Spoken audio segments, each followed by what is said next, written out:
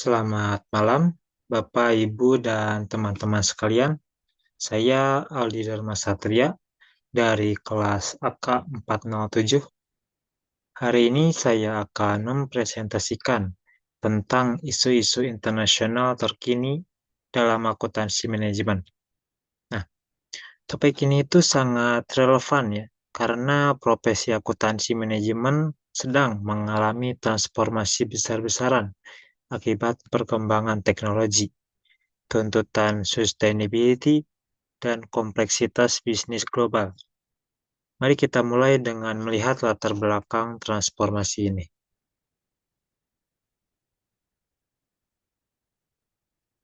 Oke, pertama, era digital dan globalisasi telah mengubah landscape bisnis secara fundamental ya. Kita tidak lagi beroperasi dalam ekonomi yang terisolasi, melainkan dalam ekonomi global yang saling terhubung.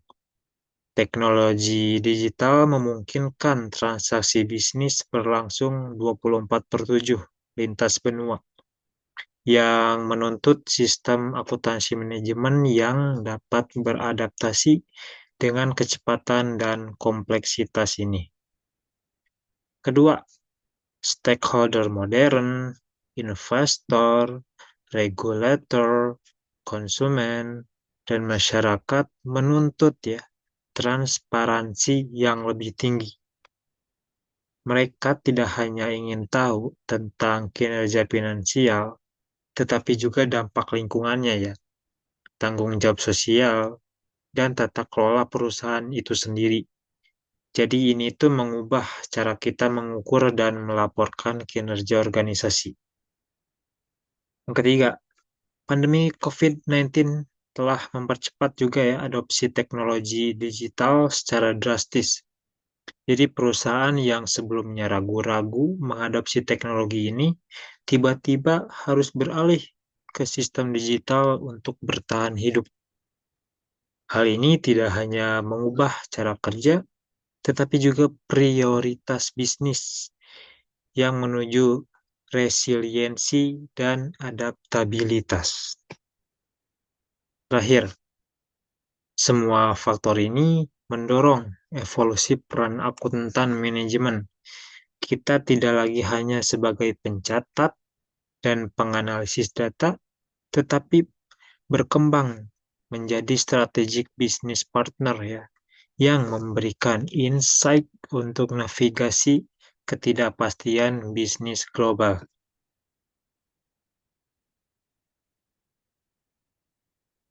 Nah, transformasi ini menghasilkan 3 fokus utama dalam akuntansi manajemen modern ya. Yang pertama, resiliensi dan adaptabilitas. Nah, jadi kemampuan organisasi untuk bertahan dan beradaptasi dengan perubahan cepat menjadi kunci survival. Sistem akuntansi manajemen harus dapat menyediakan early warning system ya, dan skenario planningnya. Yang kedua, sustainability dalam pengambilan keputusan. Jadi, keputusan bisnis tidak lagi hanya berdasarkan profitabilitas jangka pendek ya, tetapi juga mempertimbangkan dampak jangka panjang terhadap lingkungan dan masyarakat. Yang ketiga, harmonisasi sistem multinasional. Jadi, perusahaan multinasional harus mengharmonisasi sistem akuntansi mereka di berbagai negara dengan regulasi yang berbeda-beda sambil tetap mempertahankan konsistensi global. Nah, mari kita masuk ke isu pertama ya, digitalisasi dan teknologi. Data menunjukkan ya bahwa pasar AI dalam akuntansi akan tumbuh pesat dari 1,656 miliar dolar pada 2024 menjadi 6,62 miliar dolar pada 2029. Ini bukan hanya sekedar tren ya, tetapi transformasi fundamental. Nah, artificial intelligence dan machine learning mengubah cara kita memproses data keuangan.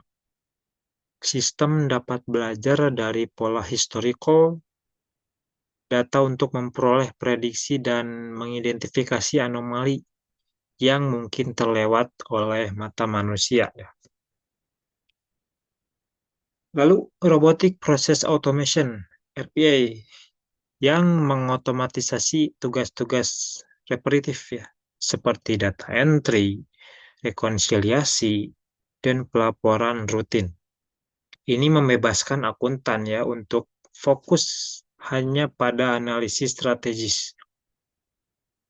Lalu blockchain teknologi yang memberikan transparansi dan immutability dalam pencatatan transaksi yang memungkinkan real-time reporting dengan tingkat akurasi dan kepercayaan yang tinggi.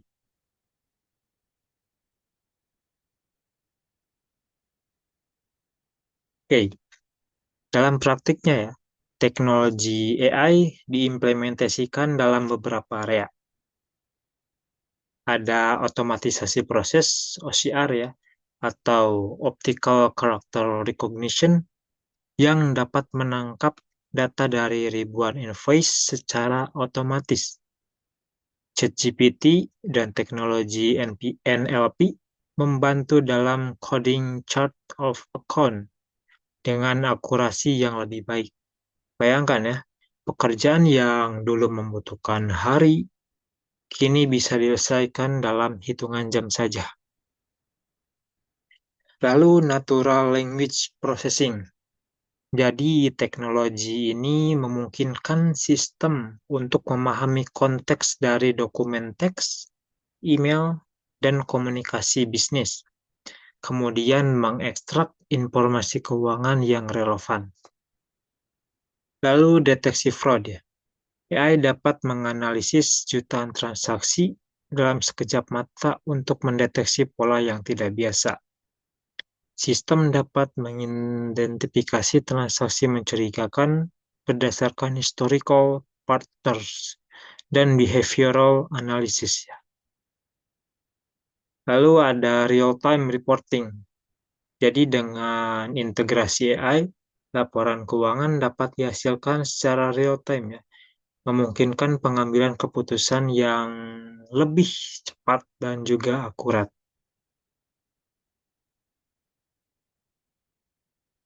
Sorry. Namun, transformasi ini juga menghadirkan tantangan ya. Cyber security menjadi concern utama karena semakin banyak data sensitif yang diproses secara digital.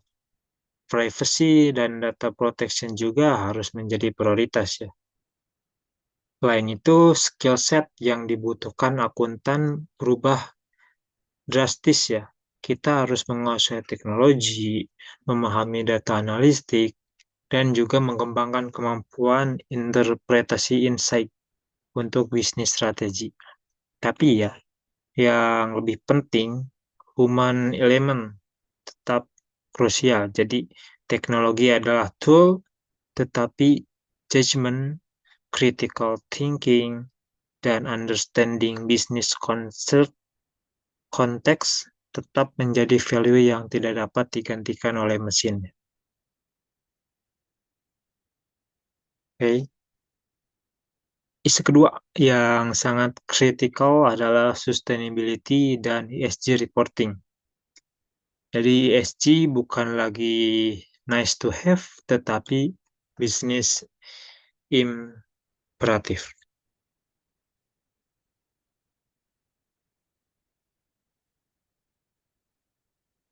Oke, environmental aspect mencakup tracking emisi gas rumah kaca, konsumsi energi dan air, serta pengolahan limbah. Perusahaan kini harus ya mengukur carbon footprint mereka sendiri dan menetapkan target net zero emission. Carbon accounting software menjadi essential tool untuk memenuhi standar audit lingkungan. Lalu sosial aspek fokus pada praktik ketenaga kerjaan yang fair, perlindungan hak asasi manusia, promosi keragaman dan inklusi, serta dampak positif terhadap komunitas lokal. Metrik seperti employee satisfaction, diversity ratio, dan community investment menjadi KPI yang harus diukur. Lalu governance aspek berkaitan dengan struktur kepemimpinan yang transparan, etika bisnis yang kuat, akuntabilitas, dan risk management yang efektif. Board composition, executive compensation transparansi, dan anti-corruption measure menjadi fokus evaluasi ini. Oke. Integrated reporting menjadi tren global yang menggabungkan informasi finansial dan non-finansial dalam satu laporan komprehensif. Ini memberikan stakeholder pandangan holistik tentang value creation proses perusahaan. Perusahaan menggunakan carbon accounting software untuk melacak dan melaporkan environmental impact mereka. Software ini dapat mengintegrasikan data dari berbagai sumber, energy consumption, transportation, supply chain, untuk memberikan comprehensive carbon footprint analysis. Yang penting untuk dipahami, ESG reporting bukan lagi voluntary initiative. Regulasi ini di berbagai negara mulai mewajibkan disclose ESG ya. EU Corporate Sustainability Reporting Directive misalnya mewajibkan perusahaan besar untuk melaporkan sustainability impact mereka.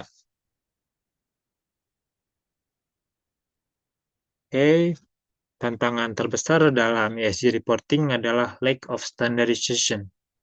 Berbeda dengan financial reporting yang memiliki IFRS atau GAAP sebagai standar global, ESG reporting masih fragmented dengan berbagai framework. Ada GRI, SISB, TCFD, dan juga yang lainnya. Jadi hal ini menciptakan frustasi ya bagi perusahaan, investor, konsumen, karena sulit untuk membandingkan performance ESG antar perusahaan. Comparability dan konsistensi juga menjadi isu utama. Nah, IFRS Foundation merespon dengan mengusulkan standar baru untuk sustainability reporting. Jika diadopsi global, ini akan memberikan clarity dan konsistensi yang sangat dibutuhkan ya. Standar ini akan membantu investor dan juga stakeholder mendapatkan pandangan yang lebih jelas tentang sustainability performance perusahaannya. Jadi sebagai akuntan manajemen, kita harus siap ya untuk mengembangkan sistem measurement dan reporting yang dapat mengakomodasi berbagai framework ini stabil, tetap memberikan meaningful insight ya untuk strategic decision making.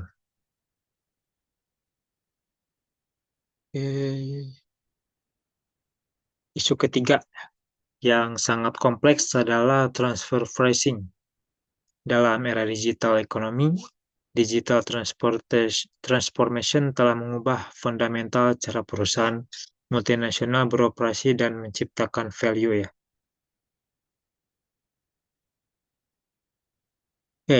Intangible asset seperti algoritma, data customer, platform digital, dan intellectual property menjadi primary value driver ya. Namun valuasi aset-aset ini sangat challenging karena tidak ada market price yang observable. Bagaimana kita menentukan fair value sebuah algoritma atau database customer? Nah, valuasi digital asset memerlukan metodologi baru yang berbeda dari tangible asset.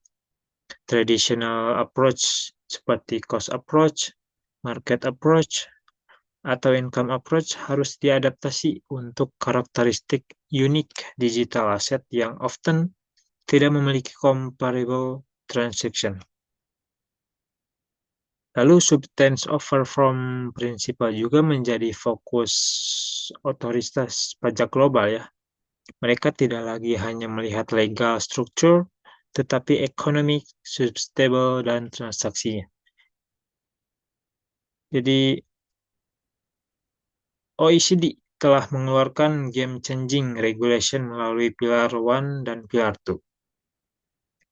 Pilar 1 ini mengatur bahwa multinational enterprise dengan revenue lebih dari 20 miliar euro dan profit margin yang di atas 10% harus mengalokasikan sebagian keuntungannya ke market jurisdiction.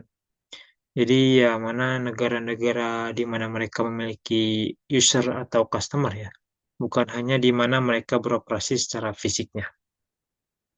Oke, Pilar 2 menetapkan global minimum tax rate 15% untuk mencegah tax base erosion. Jadi ini mempengaruhi tax planning strategis perusahaan multinasional secara fundamental. Perubahan ini sangat signifikan ya untuk digital company seperti Google, Facebook, Amazon yang dapat generate massive profit di satu negara tetapi melayani user di seluruh dunia. Oke, implementation OECD role memerlukan major upgrade ya pada manajemen akuntansi sistem. Pertama, value chain tracking, yang mana sistem harus dapat melacak value chain activities secara real-time dan geografis. Yang kedua, economic sustainable analysis, jadi alokasi cost dan revenue harus berdasarkan economic substance, bukan hanya legal arrangement. Ini memerlukan detail analisis business function, asset use, dan risk assessment. Lalu ada integration tax planning, jadi tax consideration tidak lagi dapat dipisahkan dari bisnis strategi. Tax planning harus terintegrasi dengan operational decision sejak awal, bukan sebagai afterthought. Complexity ini memerlukan collaboration antara tax profesional, manajemen accountant, dan business unit untuk memastikan compliance sekaligus optimizing business performance.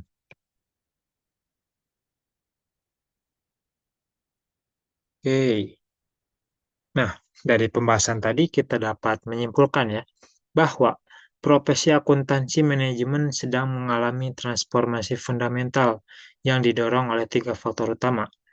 Yang pertama, digital teknologi yang mengubah peran kita dari data processor menjadi strategic business partner.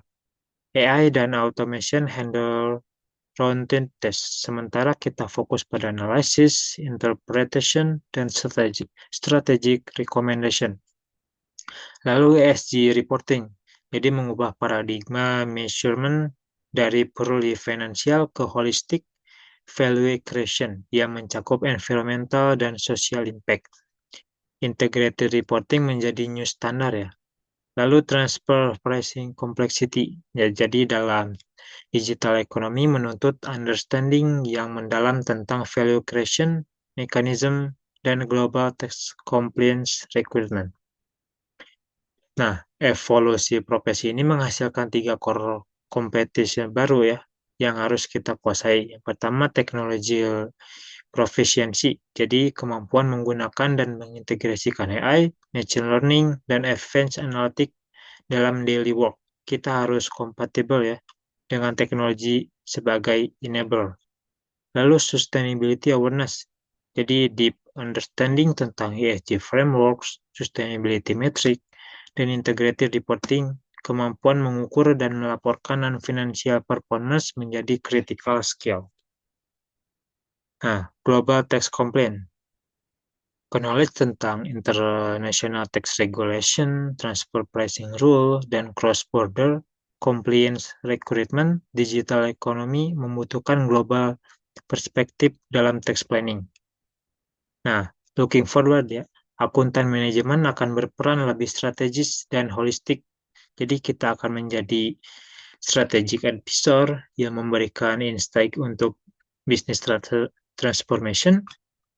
Lalu sustainability champions yang mengintegrasikan ESG consideration dalam strategic decision, lalu global compliance expert yang memastikan perusahaan navigate kompleks international regulation, lalu teknologi integrator yang leverage digital tools untuk exchange decision making. Jadi profesi kita tidak akan tergantikan oleh teknologi, tetapi akan extend by teknologi untuk memberikan value yang lebih strategik dan meaningful bagi organisasi. Nah, sebagai penutup, transformasi dalam akuntansi manajemen bukan lagi future possibility ya, tetapi current reality. Kita harus proaktif dalam mengembangkan skill dan capability yang diperlukan untuk thrive dalam environmental baru ini. Sukses kita sebagai manajemen akuntan akan ditentukan ya oleh kemampuan untuk embrace teknologi sebagai enabler, integrate sustainability thinking dalam strategic analysis, navigate global regulation complexity, dan juga provide strategic insight yang meaningful untuk business growth. Nah, sekian presentasi dari saya. Terima kasih atas perhatiannya dan sampai jumpa lagi.